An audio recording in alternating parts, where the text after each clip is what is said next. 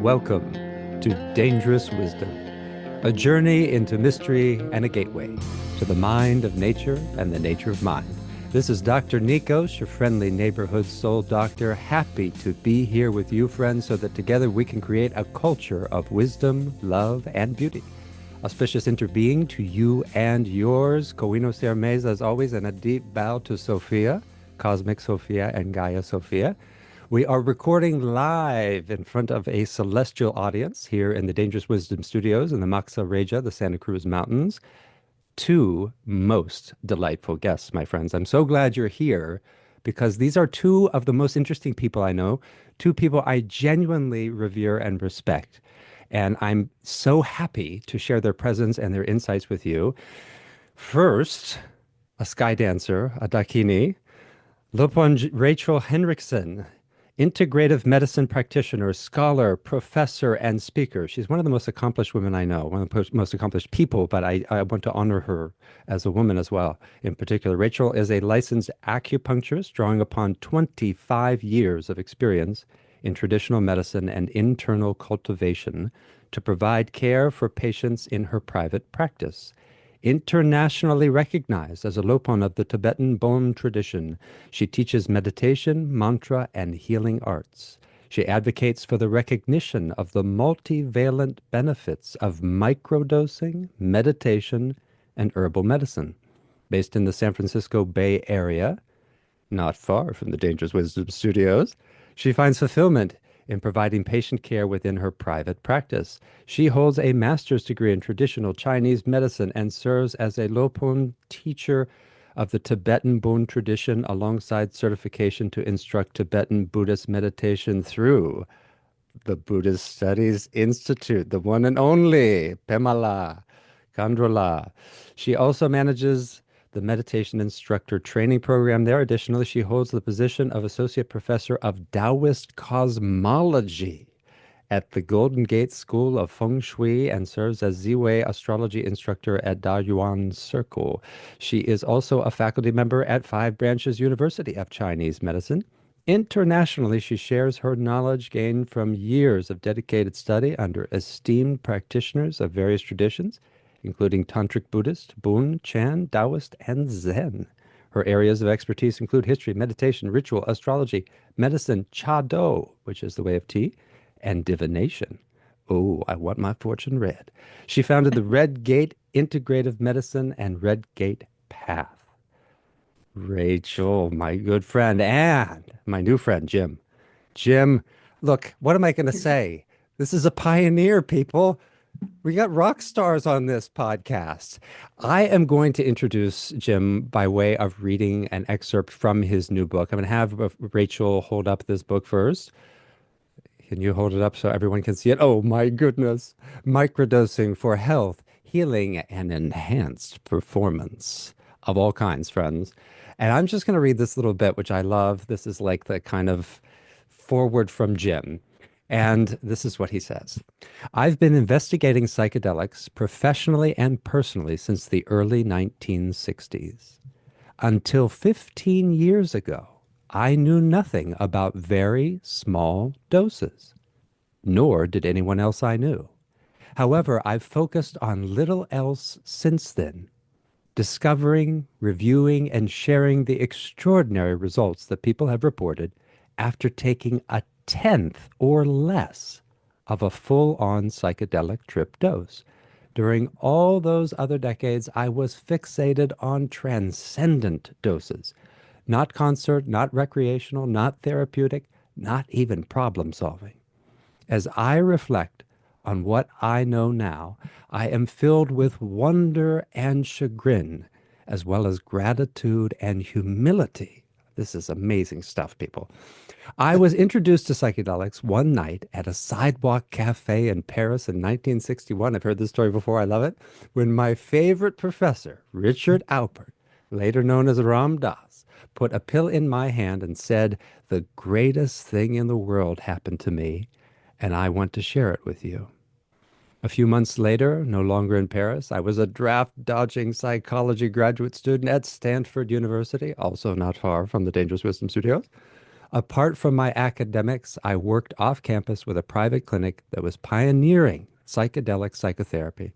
There, I took a high dose of LSD in a safe, guided environment and had an incredible awakening, becoming aware of the interconnectedness of all things.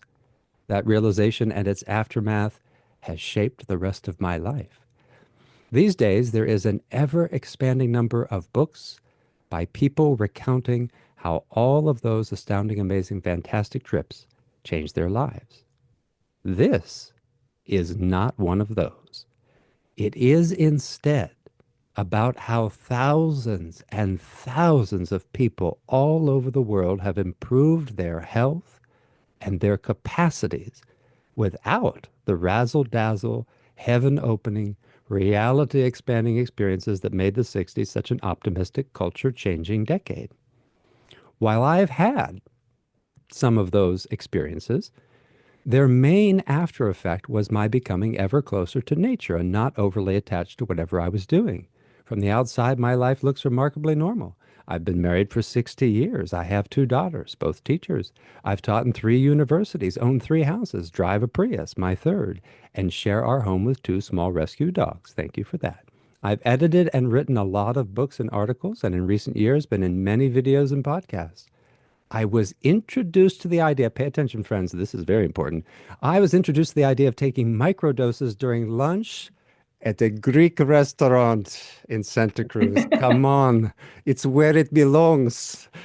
Since then, I've been involved pretty much full time with compiling their effects. I soon discovered for myself that itty bitty amounts of LSD or psilocybin didn't take you on a small trip or even a short one.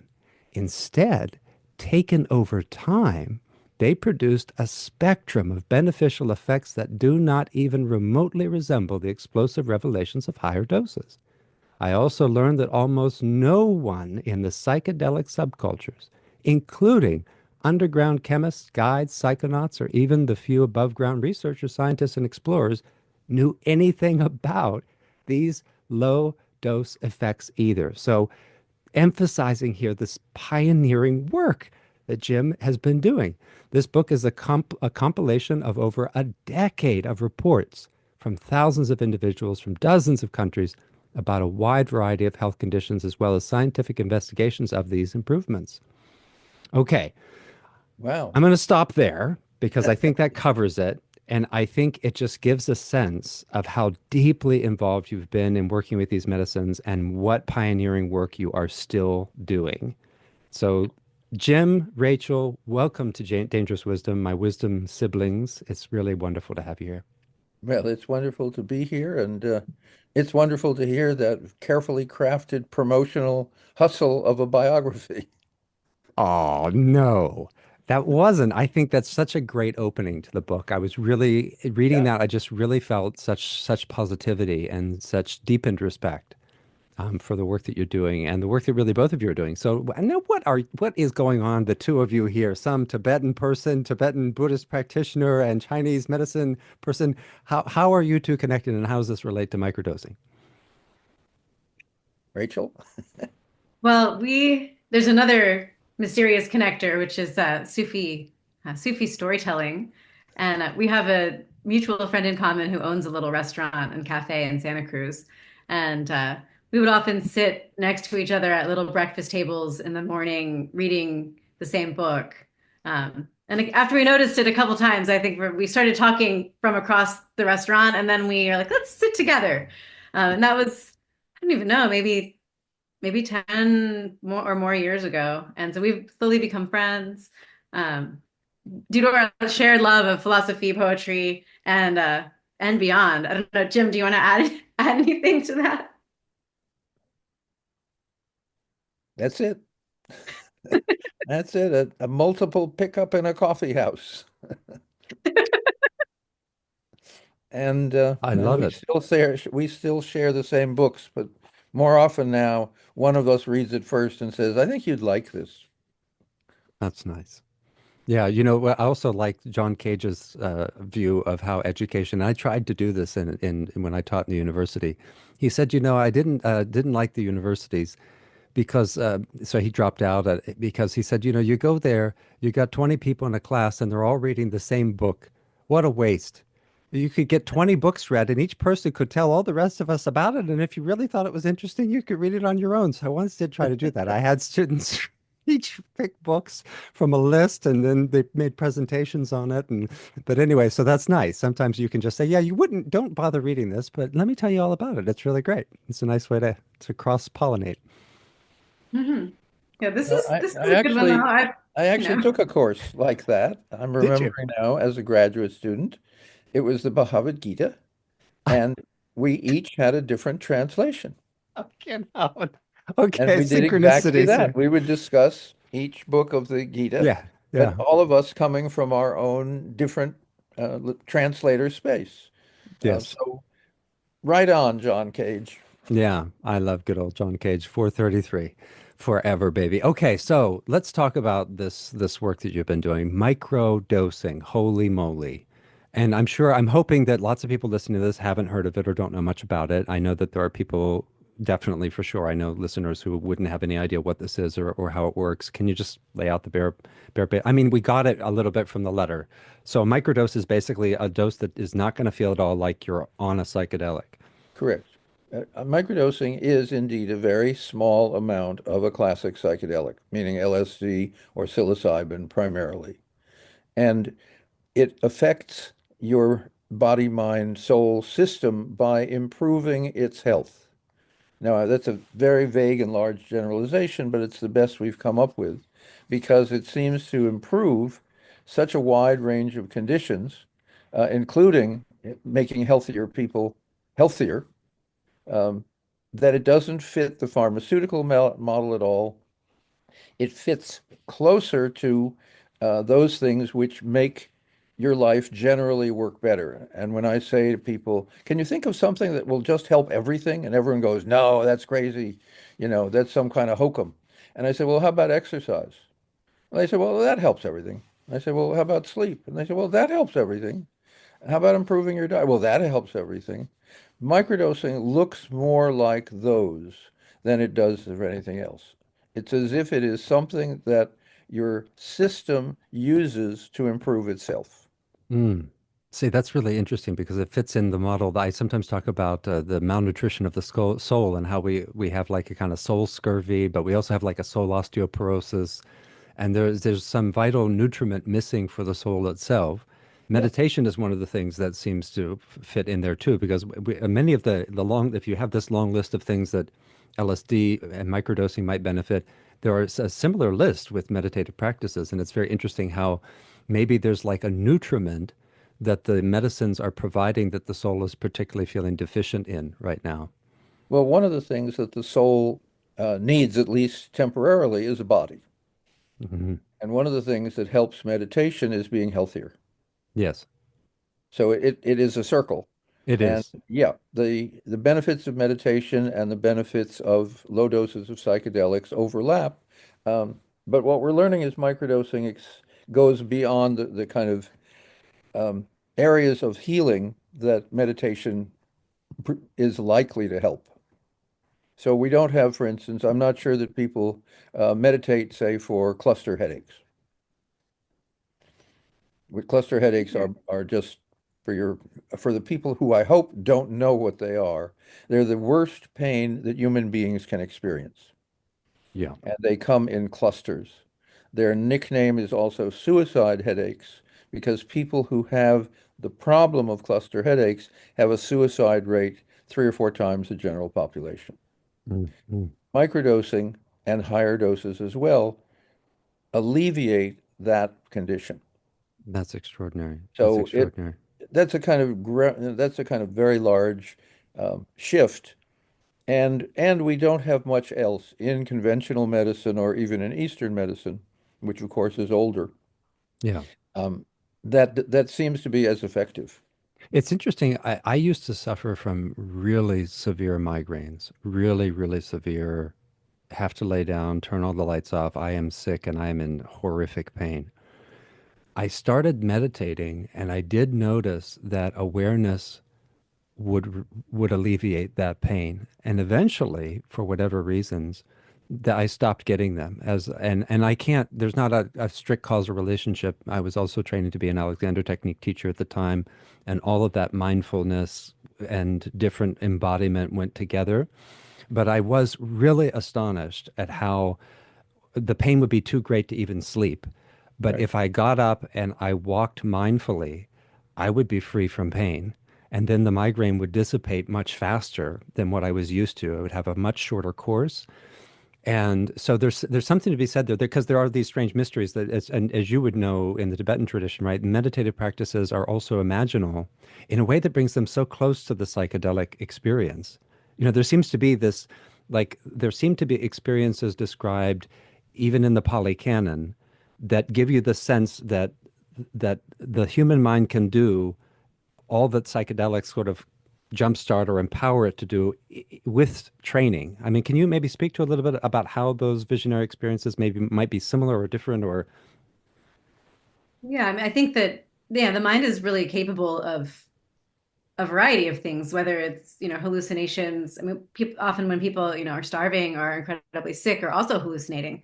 So there's ways to bring on altered states in a variety of ways. And these psychedelics is one of those ways. And I would say, some of the appeals of meditation to people that I think actually find meditation from a psychedelic background say, oh, those really cool images I see when I meditate, or I see when I do qigong, Hmm. or after a while of sitting, like I start to feel like I see light, and there's within different Tibetan practices, there's a variety of visualization practices, especially in the tantric or more transformative qualities of practice known associated with Tibetan Buddhism, where you're singing a mantra, you're visualizing usually a series of images, and those are to invoke feeling and thought and unite that with sound and visualization. So you're really changing your mind. And I yes. think, in terms of like an adaptogen is a concept that I would say, psilocybin is an adaptogenic plant. And an adaptogen is something that, regardless of what you're suffering from, if you take it, it will shift you into a state of balance. And there are Hmm. other herbs that are adaptogens as well, some other medicinal mushrooms and some. Like rhodiola is considered an adaptogen, ashwagandha. So there are these kind of master plants out there that help the body shift into a state of balance and will do a different thing based on what you need. And I think meditation is like an adaptogenic practice, Hmm. depending, especially if you find the right kind of meditation for you, Yeah. because there's so many different types and sometimes people struggle.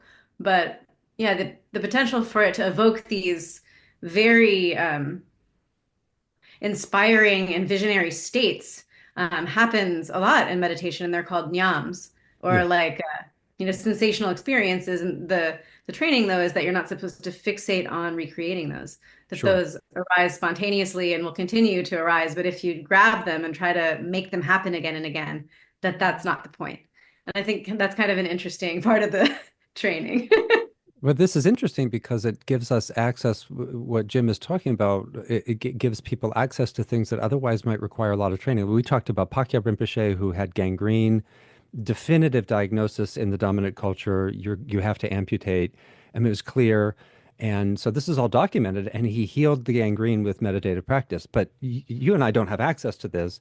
And the same thing with cluster headaches. Someone might say, well, geez, how much do I have to learn? And the fact that you could actually begin to get access to more of your own capacity for healing and balance using a medicine like this is really remarkable. Well, one of the questions that you look at is how can you generalize between, say, cluster headaches and chronic pain and depression? Hmm. And they all are different forms of imbalance. Hmm. There's something in the system, mental or physical, or both, obviously, they interweave, that are not in equilibrium. One of the things about migraine headaches is they apparently, again, are a disequilibrium in blood flow to the brain. So if there is something that accelerates or facilitates this rebalancing across systems, then it's not surprising it should affect a lot of different things. And it should Hmm. be similar to other systems that that balance. I mean, you've mentioned meditation. for that list of things that can be out of balance and put back in balance, you could have really given almost the same identical words, only to use yoga. Yeah.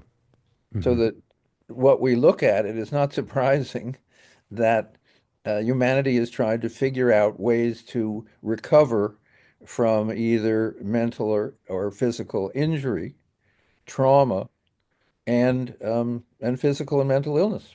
Hmm. And it should come up with a lot of different systems, and it has. Yeah. Certainly, acupuncture is a whole another system which says the same thing, which is let's improve the body and let's particularly look at the places where the body's energy is stuck. Hmm. Um, if there is a kind of what do we call it, WD-40 for the mind, uh, that would probably be invaluable in helping these other modes and methods, and it does. Yeah. And that seems to be, so there's been a little bit of complexity taken into the picture of how this might be working too, right? Because there was an attempt to sort of localize it to particular receptors. And the view seems to be like it might be more nuanced now, right? In terms of why do you think this is happening? I mean, right? I mean, it's not just those serotonin receptors, right? It's, Well, one thing, just to bring you up to date, there is a little section in the book about serotonin, uh-huh. and the conclusion from the scientists is there is absolutely no evidence that serotonin is doing most of the things that it's, quote, supposed to do. Mm, And certainly because SSRIs predominantly deal with serotonin, it helps explain their very low success rate.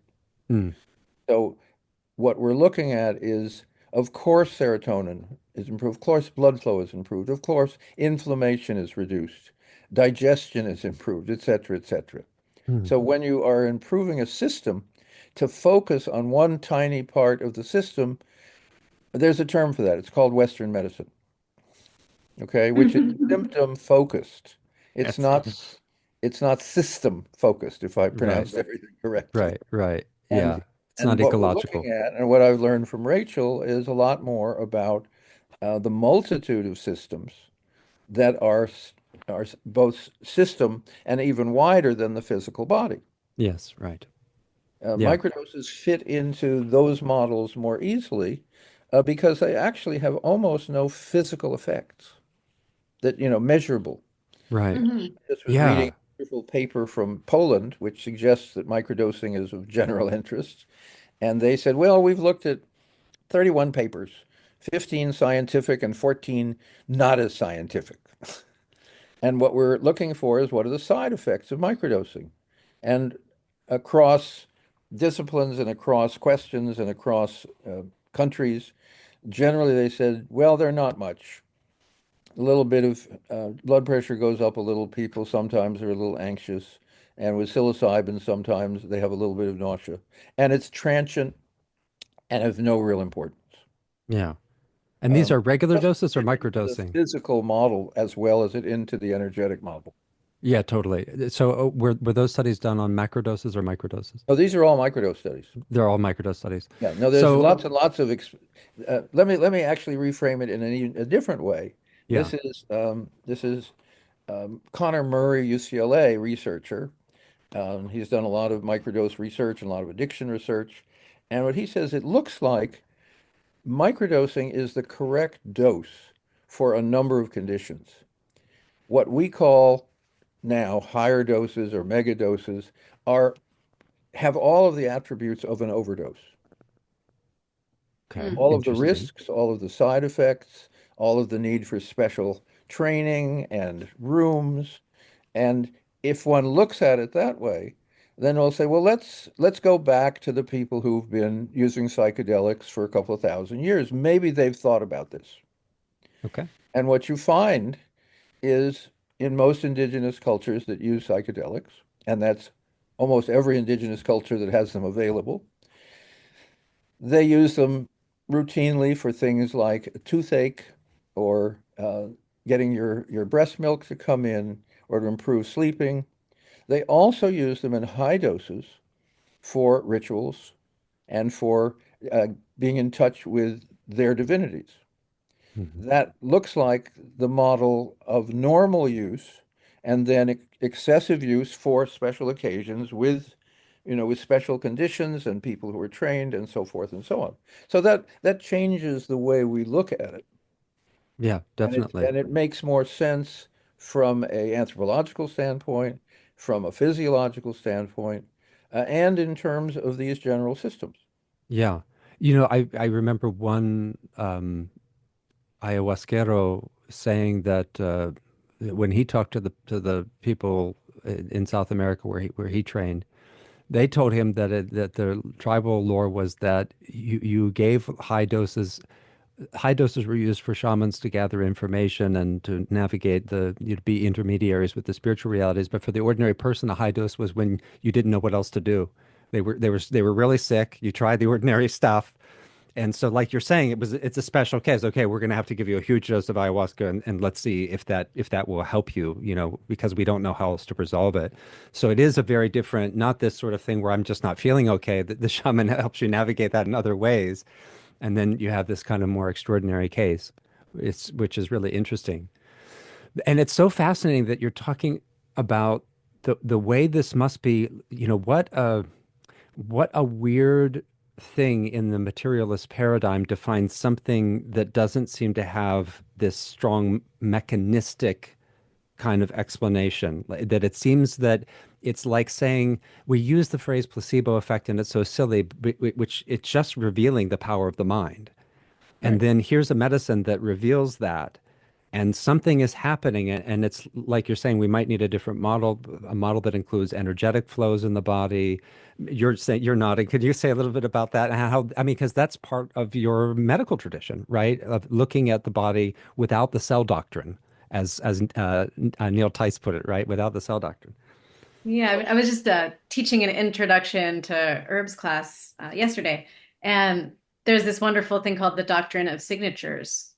And it's like you look at what the plant or the mineral or the fungus looks like. And if it's shaped like a brain, let's say like a lion's mane mushroom, it will help your brain. And in that case, it applies. Or you look at the color of it, and that color might treat the organs associated with that color. Or you look at the structure of what it is. And when we look at mycelium and what it does in the forest, it helps. It farms the entire forest. It helps deliver nutrients to trees. It keeps infections at bay. It helps the forest thrive. And not just psilocybin mushrooms, but all of the different mushrooms out there and fungus. They're composting and helping our ecosystems thrive. And so if you think about, putting a little bit of that in your body, I feel like it does a very similar thing in the body. And maybe we're not at the point with science yet to actually map exactly what's happening.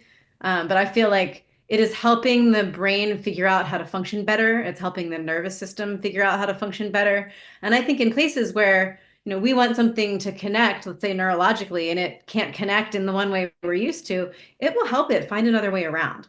And that's Mm, why I think it seems to be good for so many things. And I think, with neurogenesis, like the regrowing and growing of neural pathways and meditation, which is also something that creates specifically focused neural pathways. I mean, that's why you can use meditation to change your mind. If you meditate and you focus on the same concept for, 18 minutes a day for 20 days in a row, you're developing new neural pathways that you're going to be more inclined to use. And if those are tied in with feelings of love, gratitude, happiness, that you'll be more inclined to feel those ways. I mean, and I think, microdosing is helping do that as well. And I think the potential to even, combine microdosing with practice, with some kind of meditation, for it to have an even better effect together. And then, with herbs, with other plants that are also adaptogens, I think we're at the very beginning of what we could do if people put a little more, maybe microdose for a little bit if you're really sick and that's all you can do. And then you could throw in, let's do breathing exercises, let's do yoga, let's do meditation, let's make our diet healthier. And I think slowly in all these ways, it's going to help us become healthier. And then also, integrate. I think, with peak experiences, sometimes it blows your mind. Like, wow, I saw God, or I saw what I saw the universe, the nature of everything. I saw light and angels. I mean, the stories people have are amazing. And that could be enough to change your life. But how do you integrate that? And so I Mm. think a huge thing with microdosing too is it kind of helps you work that into your everyday life and slowly starts changing it in a little direction. Well, With Chinese medicine herbs, we're not giving you one pill that's going to change it forever. We're giving you doses of something that slowly nudge your health in the right direction, and eventually you're headed a different way. And I think microdosing has that kind of same benefit. I mean, what we're seeing is the idea that take a microdose or take a uh, Chinese medicine, take an antibiotic, it will have an immediate effect. But if you don't pay attention, if you don't make use of that immediate effect, eventually you lose it. Yes, that's So right. that what we're seeing is that mycelium kind of they're very indiscriminate in who they help. Hmm. They're very Buddhist in that way. Hmm. They don't say, well, that plant is really mean. We're not going to feed it. Hmm. Okay. And the plant says, well, I'm really not mean. I just happen to be designed with thorns and poison. That works for me. And I'd like to be helped like everyone else because I also will, and then all the things that it does for the forest. Yes, Um, that's right.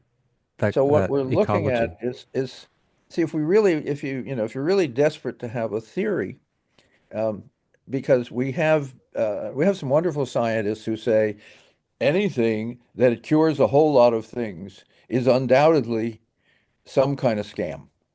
Hmm. And if you have ever looked at media and you have been on for more than about 5 minutes, you have been exposed to several miracle cures that have only been discovered by a Nepalese gardener who was living in London and no one ever heard of him, etc. And you can get it for 50% off for another 25 minutes. Okay. That's how So I shop. the miracles are out there. What Yeah. we what we are seeing is my description of microdosing is it's defined by it has none of the interesting properties of high doses. Yes. Right. No deities, Yes. no heavens opening up and saying, you are really special. Now wait, I want that one though, Jim. We have to. Well, I that's want why that high one doses snuck back exist, in. okay? But also the difference between 3.2 beer and a whole bottle of vodka are really, that's just alcohol, but it actually shifts the levels at some point. Yeah. And so what we're learning, and when I say we, is I have discovered nothing, but I have read reports from people who have discovered in their own bodies something that they felt was well worth not only exploring, but sharing so other people would benefit from their knowledge. I mean, Yeah. I got a letter 2 days ago from a woman that said, I microdosed during my period. And she said how she microdosed. And she also said, if I miss a day, and she talked about symptoms that come back. And she said, I just thought that would be helpful because Mm. she had had difficult periods. She was no longer having difficult periods. The one variable that she talked about was microdosing. And it didn't, it improved her health. It didn't change her life. Yeah. Well, I think there are a lot of threads here that I want to touch on. I want to touch on that story. I also just want to acknowledge that what we're talking about here is trying to establish ecologies of realization, ecologies of practice and realization. We want the fruit of wisdom, love, and beauty, but you can't go after fruit in an ecological world. You have to work the soil. And you're talking about, Rachel, you're talking about this too, this, how do we establish people with a kind of ecology where they could begin to hold insights? Because, as Rick Strassman likes to say, the high doses are aesthetically rich, but he feels that they're informationally poor. And I think compared to what the wisdom traditions teach, that is often the case. I mean, if you're just left with, well, I can't say anything and it's ineffable, you compare that to Buddha's inquiry into the mind, as I often say, I'm always saying this, but that, okay, here's somebody who comes back and has information that can shape entire cultures. You have to produce those people. And microdosing, in fact, might be a way, but then what Rachel's deliberately saying is, yes, but we'll also need philosophical frameworks. We'll have to have some kind of spiritual commons that will allow people to be supported in that cultivation. I think it's fascinating. I also just want to acknowledge what a weird world we live in, that we are such symbolic beings that the symbolism is in nature, both here and as you maybe Jim, Richard Tarnas's work with astrology, archetypal astrology, which he developed in part when he was working with Stan Grof, noticing that the psychedelic experiences, you couldn't predict exact content, but you could predict themes with fluency based on the astrological chart of the person who was going through the psychedelic experience at that time. So he's trying to bring that work out. But what he's essentially saying is we live in a world in which the structure of our solar system symbolically resonates with our own psyche in such a way that we really have to get our minds and hearts around it. And the fact that a walnut looks like a brain, it's like saying that that's at all levels, that we are being fed these symbols all the time. And you're right, red isn't always red, but sometimes it is red, right? Sometimes it is that symbolic meaning, and that's why you're drawn to it. And what a fascinating world to live in. And that's where the magic is. Yeats felt that that's how magic is accomplished through symbol, which is why you have it in the rituals, right? It's why you have it. And it could be what microdosing also helps to sensitize us to.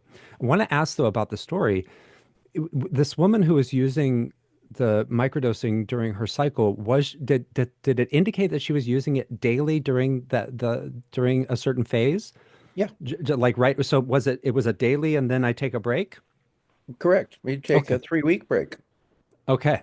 So she would use it for maybe 7 days or something like Maybe. that in and This is around? a very Okay. short note, and that makes sense because she said if I miss a day, I have a problem. Now, the Yeah. book is full of things that say that isn't the best way to do it, Right. That's why I'm except asking. That's why I'm asking. except that everything in the book has come from people telling us how they've done it. Right. Yes. And we have some areas where, for instance, it's taken once a day or once every few days, except, and for example, shingles. Okay. Shingles is basically whatever it's a bacteria and so forth from your childhood and so forth, but it's pain. Yes. That's its fundamental symptom. Yeah. And what we've learned with that, with several people, is the effect of the microdose itself when it wears off, the pain returns. So it's taken maybe twice or 3 times a day. That's Yeah. not recommended for any other condition. That's But astonishing. that is the way it should be, Yeah. which is the Exactly. Right. idea Yeah. that one size fits all has never made any sense pretty much about anything. Yeah. Pharmaceuticals tend to try to move in that direction because that improves profit and it makes it much simpler. If you don't have to have a whole lot of possibilities, it's a better business model. It's not a better health model. No, yes, thank goodness the Sacklers aren't developing synthetic psychedelics. So the the typical, let's say that I don't know how to characterize it, but the general suggestion Yeah. for a microdosing regimen, what would that look like aside from these Well, exceptional the cases? term is what's the protocol? Yes. Protocol is a classy word for schedule. Yes, and there's the Fadiman protocol. Yeah, which I wish it had a different name, but it doesn't. And Kind of cool. I don't know. it arose totally out of noticing and people asking and people noticing that they took it on day one and felt really good on day two. So that was our first discovery. Unlike a pharmaceutical, because most pharmaceuticals are simply symptom suppressing. So as soon as they leave the body, the symptom says, well, I'm glad you're gone, I'm back. That's a great, again, marketing model to have something where you have to take it every day for the rest of your life. Healing is a very different model. Yes. And what we found is people found uh, the rule in microdosing is as little as possible, and a little is often enough. Okay. There's a real tendency for all of us to say, well, if some is good, more is better. And we all have overdone enough things to know that's not true, but we act as if it's still true. Yeah. So microdosing is how little can you take, how seldom can you take it, and still have it be effective. So Mm. there's a couple of quote protocols. One is the Fadiman protocol, take it on day one, don't take it on days 2 and 3, take it on day 4, and every 4 to 6 weeks, whatever you're using it for, stop for several weeks so that the body can basically do the work. See, Mm. we tend to Western medicine kind of underestimates the body. It's the most miraculous healing thing we've ever run across. Maybe Mm. mycelium is better, but it's not as it doesn't have as many places to go and and go drink and go to the beach and go to the mountains and so forth. So human beings have certain things that they do even better than mycelium. But what we're looking at is if you can improve the system, then, as you pointed out, then you add to that improvement other things that work. And when you were talking about meditation, um, early on, we had people who wanted to microdose, and we sent them some early instructions and said, "Here, take a 2-minute test every day, and at the end of 30 days, tell us what we missed, what happened that we don't know about. And the reason that you're doing this is to thank us for giving you the instructions and so that other people can benefit." And what we began to get is, well, hey man, I was taking this because I was not doing really well in school, and now I'm doing better and I can focus more and my grades are up. But I noticed that I'm sleeping better, and I Mhm. noticed um, that I'm eating healthy, and I also notice I'm doing less caffeine and less weed and less alcohol. And I looked at that and I thought, what's going on? And then I realized on those three, those consciousness changing substances, we take them when we don't like the state of consciousness we're in. Yeah. One might argue that meditation does the same. Um, Mhm. and then we would also see that they would have either started or taken up practices, meditation being the one probably we saw most often. And I'm meditating again. Now, what's interesting is that's not what they were doing it for. And Right. in the science game, you get extra points when what you set up to happen happens or not, but you get these things which you didn't intend. So there's no placebo and there's no expectation. So it looks like a real effect. Yeah. And that was how we began to see that someone might be taking it because they were anxious, but when they end up changing their diet, something more is happening. Yeah. Yeah. And I Yeah. wonder if it's so many of the things people do are to cope with not feeling well. And so, the I don't need to eat the cookies anymore before bed, or I don't need the caffeine to keep pushing myself. And I've talked to lots of people that in their microdosing, they're like, "Oh, I've just been sleeping more when I get tired." Just this listening to your body a little bit more. And then in doing that, you start to feel better. And then the things you're doing to push yourself to feel a different way aren't as necessary, Mm. which is just amazing. Yeah. And more inclined to want to do things that keep you feeling good, which is it's kind of amazing because I think, like all the drugs and the medications and the overeating and all the things people do to feel better, it's like they're the reason why people are seeking them. They're not creating the condition for the person to feel bad. They're just trying to feel better. And I think, that people do less of those things with microdosing is like because they just start to feel better. It's a natural effect. They don't need to cope as much. That's the so Buddha has that transcendent pratitya samutpada, right? There's the 12 links that describe suffering and the cycle that we go through that we're really locked into. Right. And he says, okay, so it begins in ignorance, and from ignorance you go to intention, which is a crazy thing. And I mean, it's really beautiful how he lays it out because it aligns very well with addiction research. And so then the end is I crave, I cling, I do the thing, and then suffering. And then he says there are two things that happen. You can go back through, or you can have a moment of saying, there's got to be a better way. And then he describes the virtuous circle of saying, you encounter somebody who gives you some confidence that something else is possible, that Right. there's something else besides that cycle.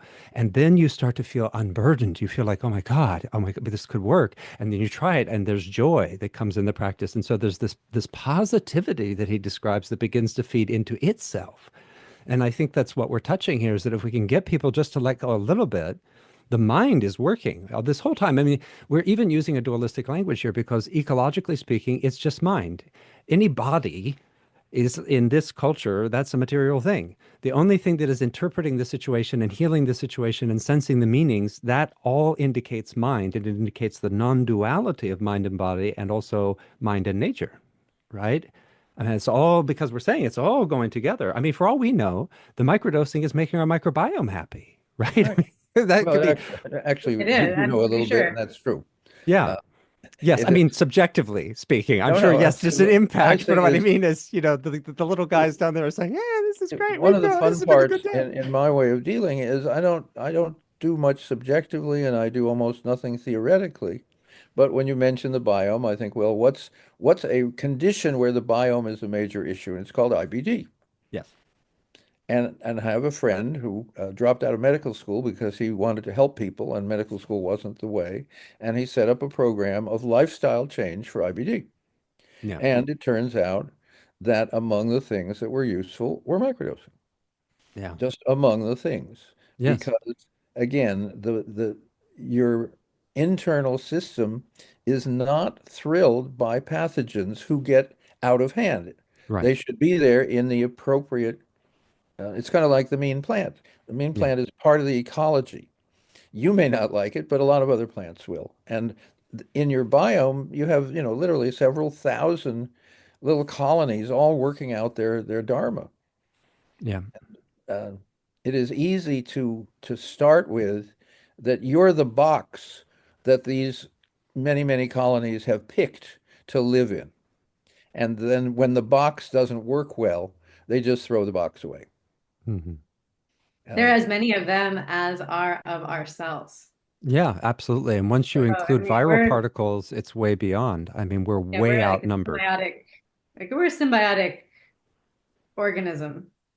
Yeah, well, we're an ecology. We're an Yeah, we are ecology. an And ecology. and so because it's not just IBD, I mean, look, or IBS, it is depression, anxiety, athletic performance. That an athlete doesn't win the race, an ecology wins that race. And it's not just their internal ecology, but of course the ecology of coaching, the attentional practices, the visionary practices that they use. There's an entire ecology that produces that, and it's not that individual. The microbiome matters in almost everything as far as we can tell. I mean, it seems there's some effect. I mean, it might not always be decisive, but it's playing a role. I mean, the gut, gut brain axis, or like, the HPA axis, like hypothalamus pituitary axis Yeah. is related to that gut brain axis. And all those things are communicating with each other to ensure the function and well-being of themselves, of the body. And so, I mean, and the part of the body that we could say is our brain, which is very much affecting our consciousness, our state of mind, and how we feel every day and how we approach our day. But I mean, they're making more of the serotonin and dopamine. I think 80 to 90% of it is produced in the gut. So if those things aren't happy, and from my own experience with feeling anxiety, they do not like it when there's a bunch of stress hormones being poured into the body. Yeah. And so if we can tone down stress and stress hormones, which, I mean, stress is, I think, the foundation of most illness, because when the body is stressed, it really cannot heal. And so inflammation will grow and grow and grow. So if, microdosing helps tone down stress, even in the slightest, everything is going to benefit. Mm. Yeah, that's so. I mean, how much of meditation and instruction is relax, relax. There's so much doing, and maybe these medicines are helping us get in touch with being a little bit more. And can I ask, maybe this is partly what microdosing can offer, but so there, it seems to me that Elon Musk has apparently done a lot of psychedelics. I remember it was really interesting that just before the big Oscars fiasco, um, Will Smith was talking about how much time he had spent in South America and drinking ayahuasca, and then, okay, so what's the result? It's this weird, terrible, embarrassing moment of life. And then I also think a little bit of people just over the mountains here who might take these medicines, work with these medicines, and then they're coding, but they're coding for Apple and Google.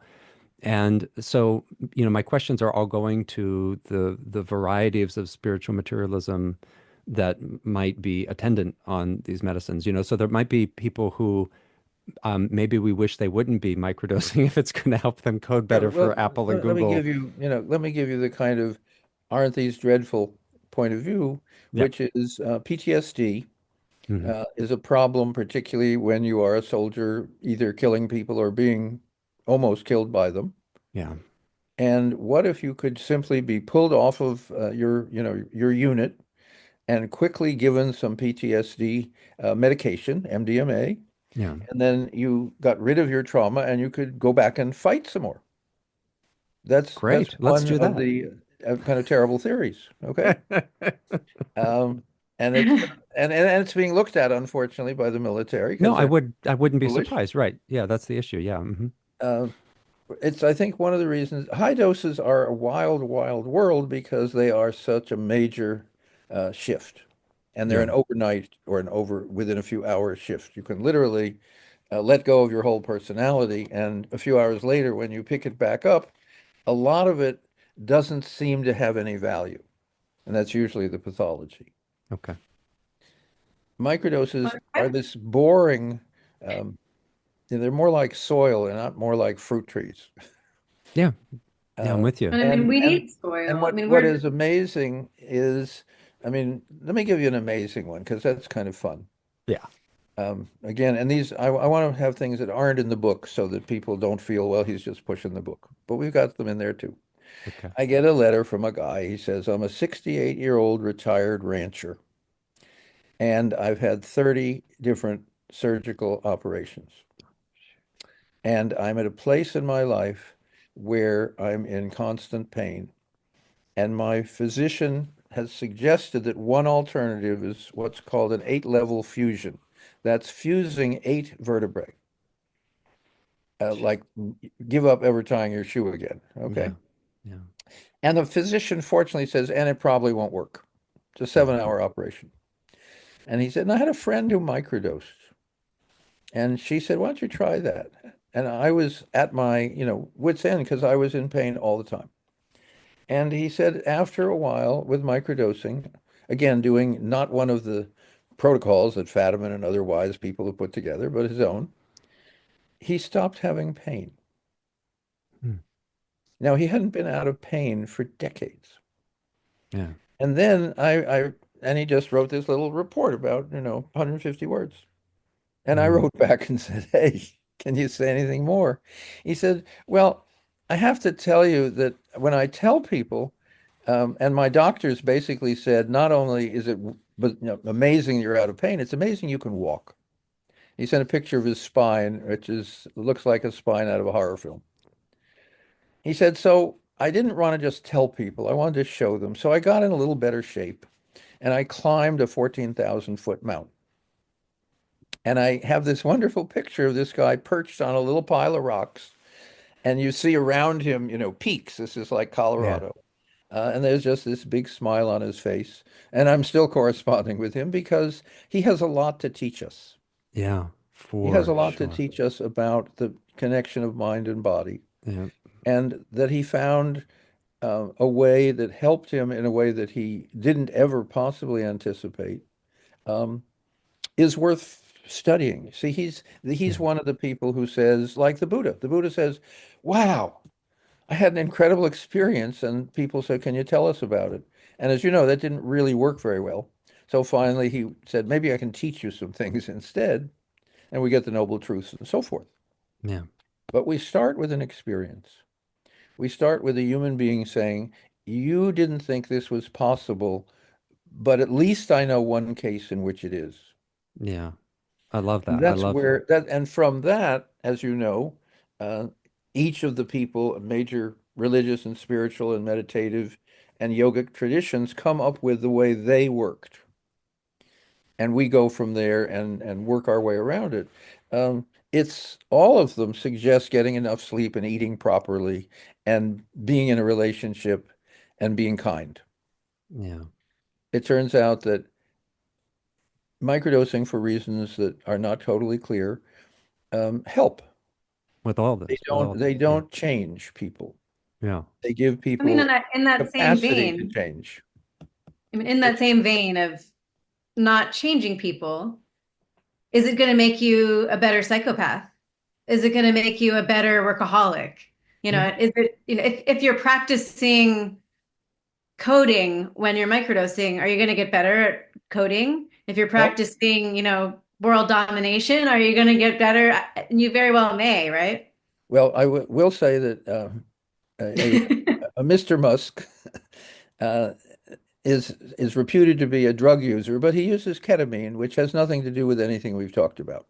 Sure. I don't know Just what put that he's aside. used. It's just the issue is really, yes, I think, right, we're trying to work this soil. I think I'm just highlighting, as I always do, I'm the philosopher, right? So I'm just highlighting how I think we have to have as much integration of holistic philosophy as possible to be able to touch a spiritual commons because we're touching an ecological commons here.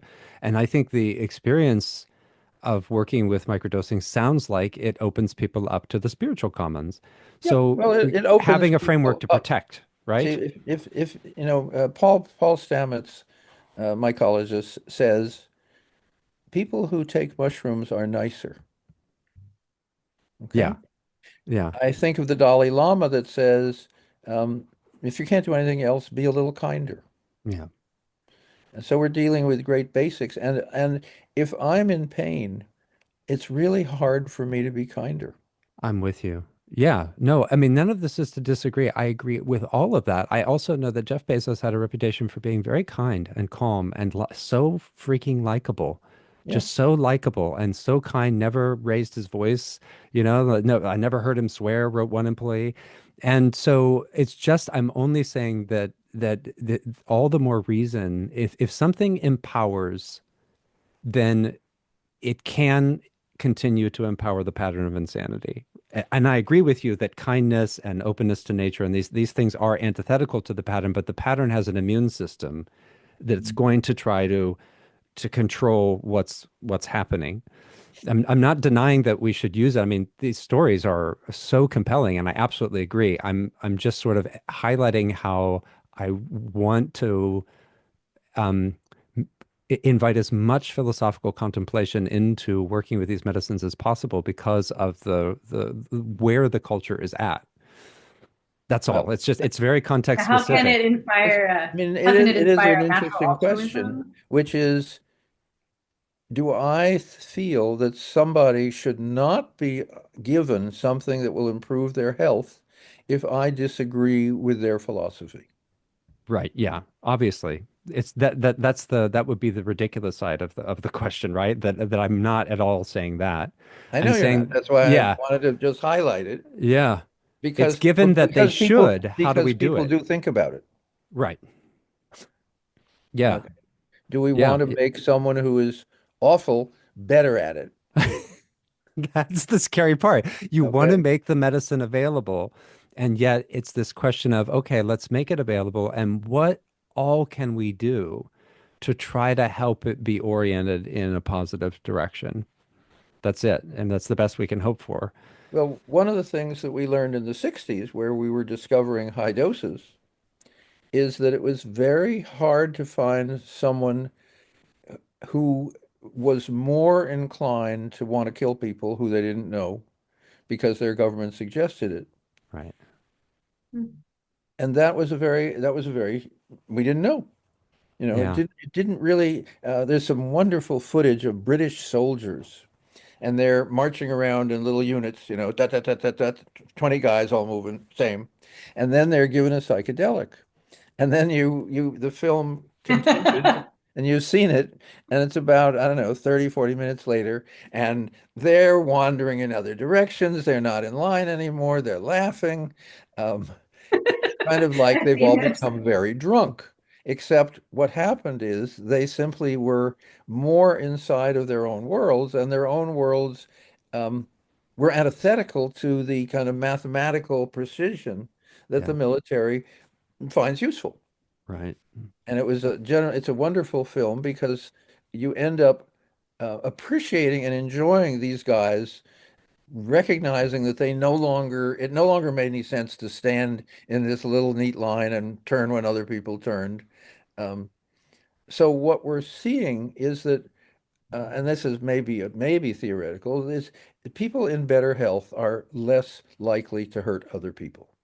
Yeah, that's true too. Right. Yeah. And that feeling again, as you get in touch with being, as the Earth Charter puts it, a shift from having more to being more. And as you get in touch with being more, you're Yeah, less worried about having more, trying to correct the thing that is that squeaky wheel, that this is never going to be satisfying unless you're just satisfied, right, right? right. And I wonder, in terms of empowering people, I mean, the people at the top of the food chain of life, they're obviously empowered, or they're incredibly lacking confidence, and they're really big overachievers. But for whatever reason, they're able to do a lot and have a lot of power already.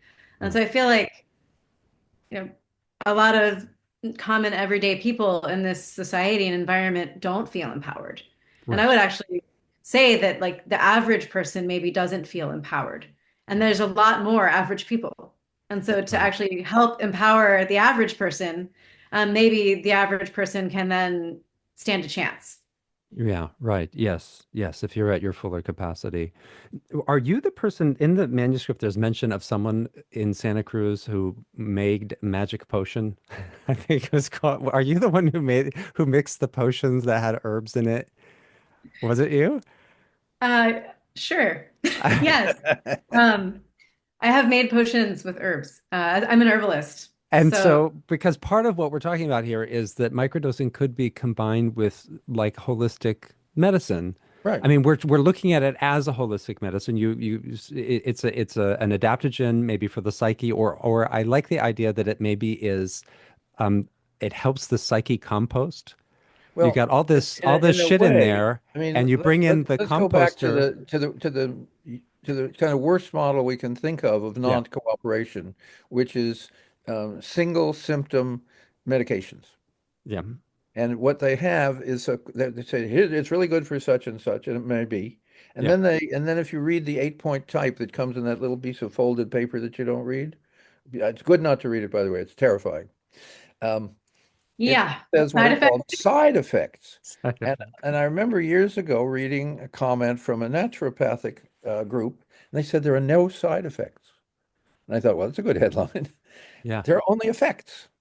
that's right. That's There are really effects well you put. sell, and there are effects that you pretend, don't matter as much. Right. So what we're looking at is the other model is what goes with what. What goes with what? Yeah, that's right. And also there's this issue of Proves the what epistemology. modulates. And that's when, when I look at what Rachel does, she doesn't say, here is an herb. She says, let's look at what it is that's going on for you and where are you deficient and what herbs can fill in for that and for this and for that.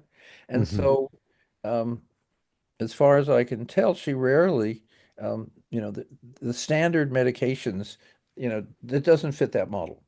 Right. No, Yeah, and and herbal medicine is it's a soup. I mean, traditional herbal medicine comes from folk medicine, which comes from collecting plants in nature and often using them to create a soup or like a Broth. beverage, a tea. Mm. But it's very rarely is it one herb. right. Really, it's never one herb. It's often, a food or a drink. And it's a drink made of many ingredients. And it's like you wouldn't just sit down and eat a bowl of rice for dinner or a giant bowl of lettuce. You want things that do, you want it to taste good together. And I think it's the harmony of mixing ingredients, which like, traditional formula making. Different plants go to different parts of the body.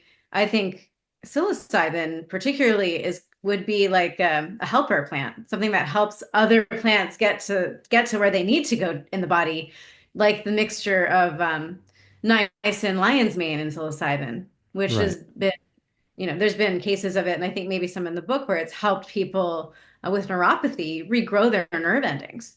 Yeah. And I think it's helping carry something that generates nerves to the area where it needs to happen. Um, So actually, let's be just a tiny bit technical. One of the things that's true of all psychedelics is they're anti-inflammatory. Okay. They reduce inflammation, and one of the current ways of talking about almost all illnesses, including mental illness, is inflammation. Right. Yep. So if you have something that has this general property of reducing inflammation, and then you are adding to it, as Rachel is talking about, specific substances that deal more specifically with some of the issues, you have what is a much more appropriate healing concoction um, that takes into account the individual body, the individual parts of the plants and herbs, and their synergistic connections. Yeah, this is really awesome stuff because what we're proposing here is a vision where, okay, everybody out there might be interested in microdosing, maybe you already do it, maybe you're interested in it. Maybe the microdosing 3.0 or 4.0 or wherever we're at in our dialogue here is that somebody can go to a holistic health practitioner, really talk about everything that's going on with them, and that person might prepare a tonic that Right. includes a microdose of the psychedelic as well as whatever the herbal concoction, and that this would be a very holistically balancing thing. They might also maybe get some instruction, meditation instruction, whatever. And so That'd be you should be teaching courses for other Chinese herbalists, shouldn't you? I mean, are you planning on doing that? Because this seems like this would be really important. There's this huge interest, and maybe the natural health community would benefit from someone with your experience offering, okay, well, let me teach you how to do this. Yeah, I'm working on it. I Are think, you? I mean, it being decriminalized in Santa Cruz is a Yeah. wonderful start. Yeah. But in terms of, there is the legality component, right? And I think, when people can find their own sources for things, that's great. And so I'm Yeah. happy to give advice to people. And, Yeah. Jim also, it's like there's people that give advice, but in terms of like, compounding herbs, it's like, there's a lot of gray area with things that aren't 100%, yay, it's legal everywhere in the country, Right. go. And so I think in terms of working with microdosing with other practices that can help, Right. it's like when you're doing meditation, you don't say, okay, everyone just flop over, we're going to teach meditation. It's like there's a supportive posture. There might be some supportive breathing, there's a supportive visualization, there's good times of the day. There's a lot of things that support that meditation working out to have the Yes. desired effect. And so I think in this same case, like set and setting, maybe not as important with the microdose, but if you use it, it's going to facilitate an even better experience. Right. And I think it's part of, how good of an experience do we want to have? How fast do we want to get better? And how much do we want to change? And I think if we have the right tools, we can get better in a more full way, in a more Yes. lasting way. Let's And say if we had right view and right intention and right lifestyle and livelihood and right speech and oh, Right. yes, yeah, a holistic program. yeah, Yes. Exactly. that feels Exactly. so good. Yeah, I have been giving talks on, meditation, microdosing, and herbal medicine. I Have mean, it's just you? in the You same didn't way, like Jim invite me. I think I shared Jim and I did a talk together where we kind of Jim Right. talked about microdosing, I talked about the meditation and the herbs part, and we did a talk also at Esalen a while back that ended up being online because of the crazy mudslides. But so Wow. it's something that I am starting to try to talk about publicly and inform people about, and it's also I mean, I think people do like, oh, you can just do this one thing. We live in a society of just do this one thing. But I think as Mhm. people do that one thing, they might be thirsty for additional practices to create that soil. We're Yeah. not just watering this one plant, there's a whole network. And I think when people start to feel better, they get more, I'd like to think, they get more inspired and more curious to figure out all the other things they might be drawn to. And, when people start reaching for that, there's a variety of like beautiful traditions and teachers and people to learn from. So And if I'd you love, I'd love to see this happen as a result of the microdosing movement. now, if you think, and I'm sure the three of us will have the same experience, there was an early practice that opened up an incredible range of possibilities. It was called reading. And once you got that, whoa, once you got that you could read anything, it opened up anything. Yeah. There's a saying which I think is attributed to William James that we are like dogs and cats in a library. Yes. Yes, that's William James. Yeah. And but however, we now know that dogs can learn to about 120 words and so forth and so on, and my Yeah. dogs teach me all the time. Yeah. So we're looking at how do you fit something else into a holistic life? Yes. And any approach will lead to the other approaches. It's not Mm. surprising that there's a lot of research starting with meditators, and the question is, do psychedelics improve the quality of meditation? Okay. There was a very nice study in Switzerland, an ashram, and to get into the study, you had to have been meditating for at least 20 years. That's the Okay. one with the Zen guy from Santa Cruz. And You lost your is that yeah, is was that that's the well, fellow who was at Chico what G, right? happened is the kind of high visionary equivalent of the British soldiers, Right. which is people found that during the session, this was what they did, Yeah. a number of them didn't want to sit there on a mat with their legs crossed. That didn't work for them. Uh-huh. And afterwards, they all said it improved the level of their practice. Yeah. Mm. Okay. It didn't improve it by having them do more of what they had been trained to do, because that particular method of meditation was developed not for when you're not in a psychedelic space. Hmm. I So think Hmm. what there's some again, what rigidity, we're yeah, finding out is if isn't you know always helpful. when you blend things, and that's of course what I've learned from Rachel, when you blend things, it's not like either thing. Hmm. Sure, sure. The Have you sum of found the parts is greater than the whole, yes, I've heard of that. Now, or the sum of the whole is greater than the parts. do you find any when you talk to practitioners, how do they look at it? I mean, there can be all these different views. You know, some people really think that the medicines are helpful. Others think that it can get you not dedicated enough to discovering those Sure. capacities for yourself or whatever it might be. What, It's Rachel, what do very you find? straightforward. Yeah. People with experience are very much have a very different point of view than people who have a doctrine. Yeah. Okay. Sure. Yes. I mean, fair enough. Yes. Yeah. But Yeah, I but I'm mean, just curious what people have you found people interested in microdosing in the context of being a serious yogini, or do people feel like, like there's so many different traditions and lineages and teachers and teachings, and I think yeah, that and vows, and so I think there's a lot of Buddhism, let's say, comes from like a monastic foundation where you're taking vows to renounce, a romantic partner, certain foods, you're not intoxicating yourself, you're not drinking, and I think because there's really, I think, there's a lack, no one would say don't eat rice and beans or, don't eat, but they're saying, oh, don't get intoxicated, don't lose your awareness. Right. And so I think in, lumping microdosing in with, oh, this is taking a drug equals losing my awareness. Just like, drinking a bottle of vodka equals losing my awareness. yeah, Um, because there's a lack of understanding really in a lot of the cultures where meditation comes from, at least in a modern sense, you yeah, know, and I think, when I think about like rituals and religion and sort of like a sacrament or something that might have been taken communally to lift people up together in indigenous cultures still, I do think that that might have existed at some point in those cultures. But I think um, in the modern sense, I don't think it's a concept that a lot of people are aware of.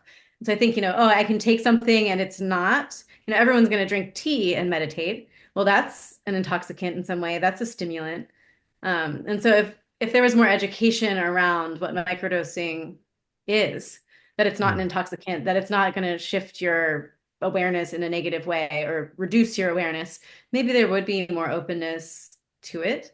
But I don't see a ton of openness to it in traditional Buddhist cultures, and I think that's because it's not something they're familiar with, and it's kind of lumped in with drugs. Well, yeah. Because there are let me use practitioners. the Santa Cruz example, because Santa Cruz Yeah, is such a wonderful town. A yeah. number of years ago, Kokyo Henkel, who Gokyo, was I the know. Zen Yes. practitioner, Yeah, yeah, he and I did an evening. We liked each other, and we did an evening about psychedelics and Buddhism. yeah. And we had to change the hall twice because we ended up, instead of with 50 people, with 225 people. And I said to the group, how many of you have used psychedelics? Or no, actually, I do it always the other way. How many of you have not used psychedelics? And there was like one or two people. Out of And how many of you 225. have a Buddhist practice? And it was about 85% of the people. So that's Okay. where we started. Yeah, that's a And big then we number. looked at what did the Buddhists say? And again, we've been talking about not being intoxicated. Right. It didn't say don't take anything that you put in your mouth. Right. I know. Kokyo Said and it I said don't it see it as an basically Buddha intoxicant. said have discrimination, Exactly. Yeah. know the difference. Yeah. And so it was a wonderful evening because Kokyo was really as pure a Buddhist as I knew, and I knew some of his background, which was including following the Grateful Dead earlier in his life. So he had a wide spectrum of practices that he had worked with, and he had felt that the particular training that he now taught and now does like intensive 3 or 4 month personal retreat meditations. So he's a very serious guy Mm. and without initial bias. Yeah. Yeah, no, absolutely. I mean, and I mean, he and I both know what it's like to bring the Dharma into a macrodose situation. And I think it's Yeah, totally different. It's such a clear indication of the value of education for what's going to come out of that. Because if you go in having steeped yourself in Dogen for 2 weeks in preparation for that journey, and then you work with that medicine, you're going to learn things about Dogen that you find your practice can be accelerated. I right. definitely feel that, oh my goodness, and so yeah, he and I definitely share that view. And I really admire him as a practitioner. We're both just total buds in Dogen and now Tibetan Buddhist practice. I mean, he's really into the Tibetan traditions too. Do you know Kokyo? Do I see those blue books behind you, like the Precious Treasury of Longchenpa? Is that what those are? Yeah, that's Yeah. Longchenpa, Dudjom Lingpa. Yeah. Yeah, they're You know, all the good I think, people. I mean, from, experiences that I have seen and heard of described in a heightened, profound, altered state, I think those Buddhist philosophers very clearly wrote about them in their books, the nature Oh of yeah. mind Yeah. Oh and the yeah. nature of space. And I think it's a testament to being able to get there through meditation. I think also having gone to some of the countries that they've practiced in, there are a lot of psychoactive plants growing all over the place Yeah. as well. Yeah. And so I kind of There was a wonderful wonder. teacher of meditation uh, who wrote during World War I, and one of her images was that there are an infinite number of ways to approach divinity, Mhm. Yeah. if divinity is infinite. Yes. And the image is how many ways are there to a top of a mountain? Yeah. However you got there, the view is actually the same. Yeah. Yeah. So by combining, obviously, if meditation is good for you, improving your ability to meditate is good for you. If meditation focuses you in ways that are healthier, that's a better idea. If you can, I mean, for instance, when you're a serious meditator, you don't eat junk food, or at least not the same amount. Okay? Right. Why not? Well, because Disturbs your the mind. system says, it's more important for me to have a healthier capacity to be aware than to have 2 helpings of cheesecake. Yeah. Even though at the moment my tongue says, I have no interest in meditation and I adore cheesecake. So I Yeah. am aware that other things I've written about individual selves, that whenever you argue with yourself, it's very useful to think, who is the other person? And Yeah. how can we teach each other? Because we clearly have different points of view. Yeah. Yeah. Sometimes Yeah. you have to eat cheesecake. Yeah, man, Yeah. I do it. I don't Yeah. mind. I don't Yeah. mind the healthy dessert for sure. Especially I make really healthy desserts. So, And I think there's like I love Jim, one of the other books Jim has written, The Symphony of Selves. yeah. It's really about like loving all those parts of yourself, the ones that want cheesecake and the ones that don't, and the ones that scold you for wanting it, and to actually, hold them all equally and love them all. And in that way, they come together and heal. And maybe that's too much of a synthesis of it, or maybe not accurate. But I feel like, one thing that I see with a lot of practitioners of just about anything, there is a tendency to get really intensely focused and rigid.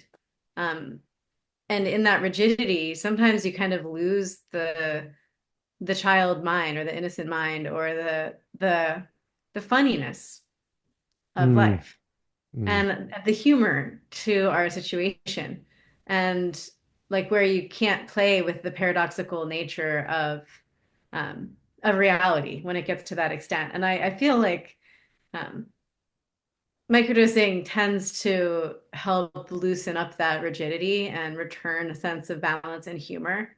And make it, you don't always have to sit in that uncomfortable posture every day. Maybe it's okay to try something different and see how that feels, and to not be so constrained and so held by what you think you need to do, to actually be free to find your own path, like to find a path that works for you, yeah. which I And, think that's a gift. and very few people that I know with a spiritually advanced background have only had one path.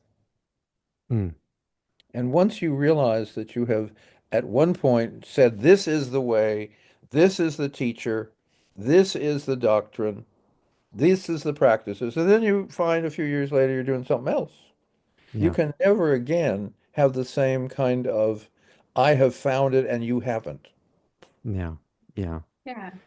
Yeah. It's also the It's one of depth the, so of that, the reality. image I was having is if we're all trying to climb the same mountain, microdoses are definitely not going to get you to the top of the mountain, but they're like good walking shoes. Mm, And so that's a nice whatever one. path you're planning to take, there's somebody down at the bottom of the mountain and he says, I'm selling walking shoes. Yeah. Well, No now you're doctrine. echoing Shantideva, right? Because if you put leather on the bottom of your feet, right? Right. All right. You remember the metaphor he gives? He's the compassion is like that. You can, if the world is difficult to trod on, then you could put leather over the entire earth, or you could just put the shoes on your feet, which is what he's saying the Dharma is, and That's meditation and lovely. compassion. That's Yeah, it's beautiful. I love the mountain analogy. I was thinking about like the macrodose being like somehow you get lifted up by a giant eagle and dropped on the top of the mountain, Yeah, but then it wears off and you don't know how you got up there, but you liked it up there. And so exactly. you No, could keep taking actually, I've used macrodoses and that kind of metaphor, right, which is get the ride. because But there are the people who always say, well, you can't use a high dose to have a high experience. You have to climb the mountain and it takes 20 years. And I say, some people won't do that. But if no, I they've mean, jumped to the if top you of the get dropped mountain off on the and they've top, seen the view, and then you say, there's another way, and you also get really strong legs when you do this. yeah, and you'll be able to do it, more regularly, and it's more Right, sustainable if you just find a way to walk up. I exactly. think people are more driven knowing how good the view is up there Yeah. to walk Yeah. up. I mean, Yeah. it's one of the things when you're teaching in colleges, and you've taught in all kinds of ways, in some way you have to pre-sell that the end state of what you're teaching is worth the work that you're going to ask people to do. Yeah. So You the need to pep question talk. is, why should I sit here doing this practice? It doesn't feel comfortable, and my thoughts go all over the place. And mainly I think about naked women. Why am I sitting here and paying for this? And a good teacher knows how to answer that.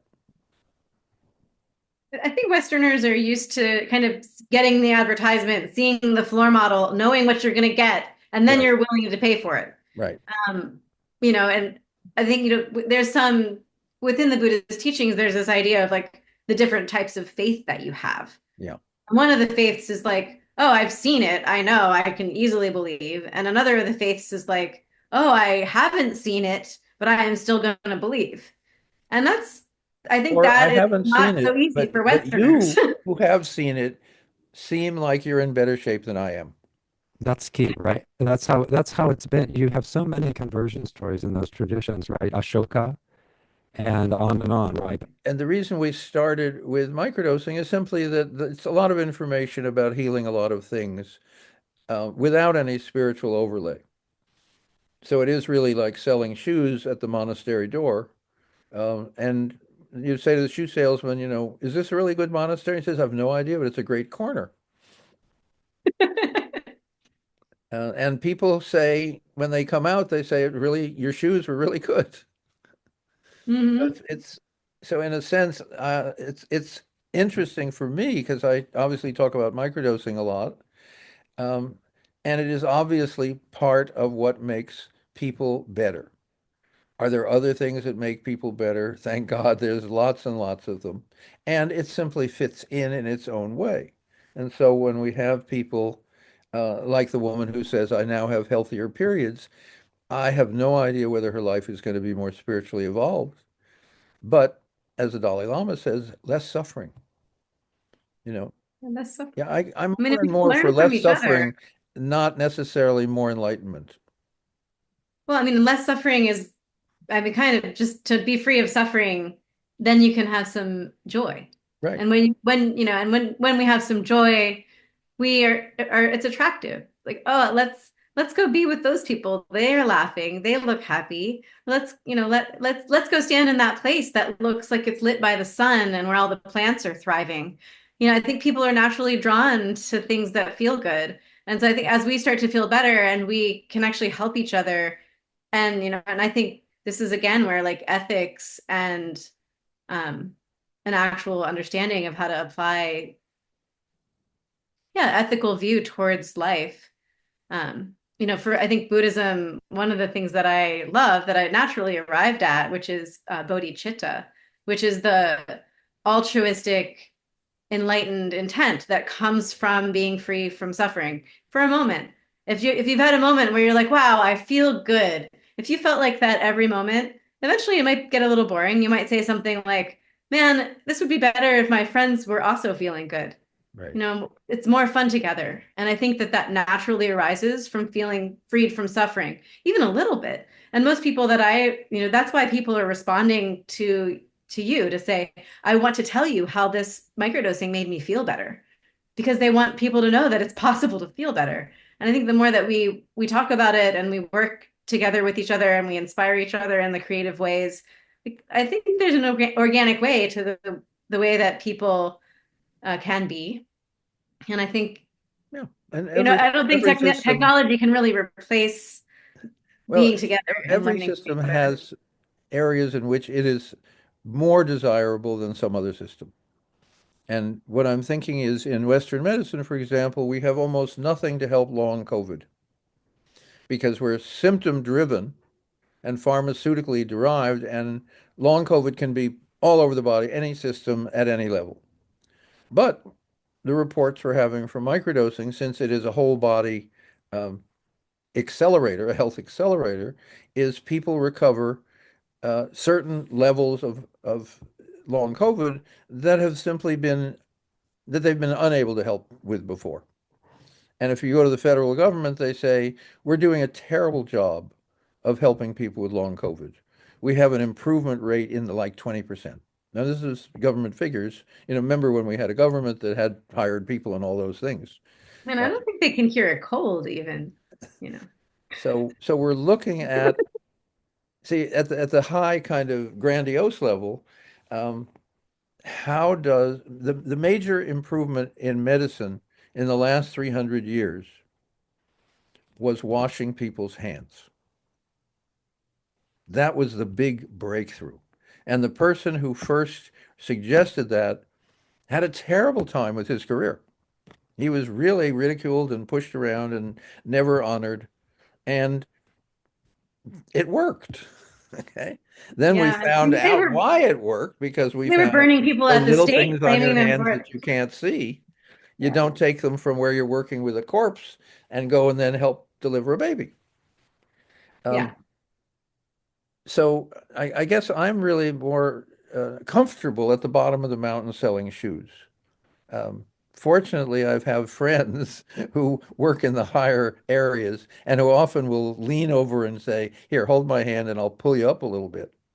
So um, it's wonderful all the way around, and it's hmm, just getting better. Imagine being able to give away and share something that might help someone else not suffer. And yeah, that's what meditation does, and that's hmm, what prayer does, and that's what yoga does, and all kinds of other things. And so we're just adding to that group.